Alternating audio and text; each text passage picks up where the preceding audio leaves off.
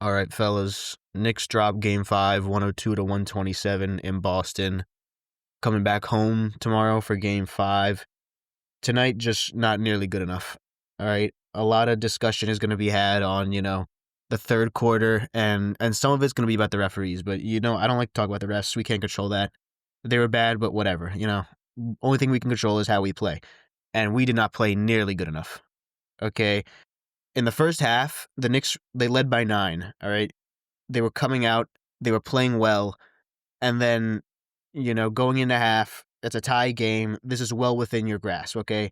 This should be a game where you're coming out, you thoroughly outplayed the Celtics in game 4 when they were healthy. You should be able to come out in game 5, just snatch the momentum, snatch their hearts, and end the series. And you did not play nearly good enough to accomplish that.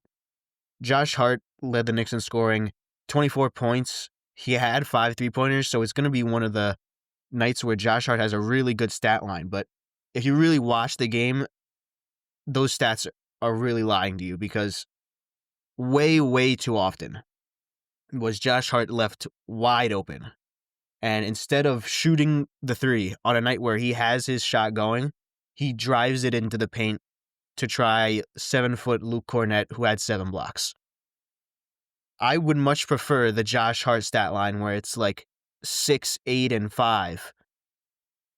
And he's genuinely creating game-changing impact versus last night where he had 24 points. Just not nearly good enough.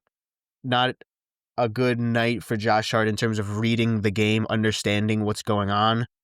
And, for the first time this series, it really felt like Josh Hart being out there, being guarded by a center, really hindered the Knicks. Jalen Brunson had 22. I didn't think he was outstanding. I mean, he was fine.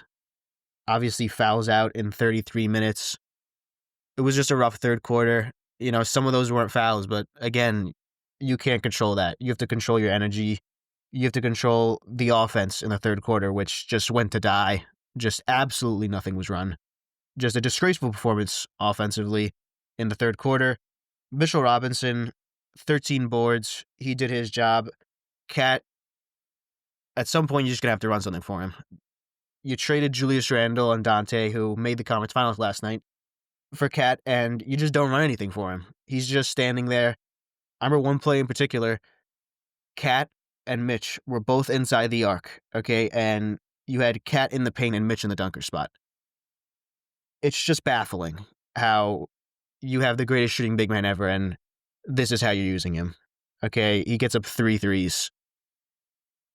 The whole point of acquiring Cat is, the defense is going to take a hit, but this offense is really going to take a jump. And, the way we were supposed to win was, once again, the defense is taking a hit, but our offense is just, full cylinder. It's just all go from tip-off. And once again, we just have not maximized it. Mikal Bridges, OG, really, really weak performance, especially after such a great game 4 from them. Just gave you absolutely nothing. Another night where OG just gives you nothing on offense. You can't win like that. Shout out to Pacome Dadia. He scored his first playoff points in his career. Hopefully first of many.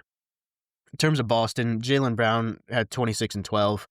The Knicks have been doing such a great job all series of turning him over and making him uncomfortable, and tonight they just did not do that in the slightest. Derek White, I don't know how many walk-in threes he can get when he's wide open. You can't keep giving him wide open threes. Someone has to be following him, the second the Celtics grab the rebound. It's been all series. Luke Cornett had the game of his life. He had 7 blocks. For some reason, they kept trying him. I don't know, man. I don't know.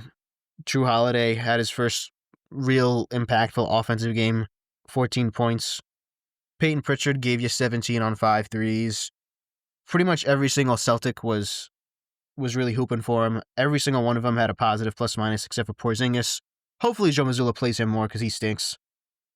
In terms of Tibbs, once again, just an awful performance. That third quarter, the Knicks were dying. Okay, they weren't doing anything. They were taking super long to get into sets, to get the ball up the floor.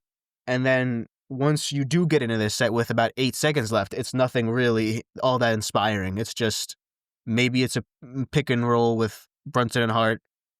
or maybe it's just straight ISO. It was a very disappointing night from Tibbs, especially after such a great game 4. He just stuck with that starting lineup for way too long in the third quarter. They had nothing. The Celtics were thoroughly outplaying them, and he just stuck with it, okay? I definitely would have looked to take out Josh Hart, go double big, but Tibbs just chose not to. And, that third quarter is really where the game was lost. Second half in general just got really outplayed all 24 minutes. And, the Knicks still have a chance to win the series. Friday night at MSG, Game 6, chance to close out their first playoff series at home in a really long time, chance to make the Eastern Conference Finals for the first time in 25 years. So I expect the Knicks to come out much more seriously for that game. I think and really, really hope they win. But if you come out like you did tonight, absolutely not. You're not winning. This is still a championship team. They have a lot of very, very serious players. You cannot come out and underestimate them. You can't come out, not matching their compete level. It's just, you're not going to win. So hopefully Friday they can, and hopefully Friday we get this done.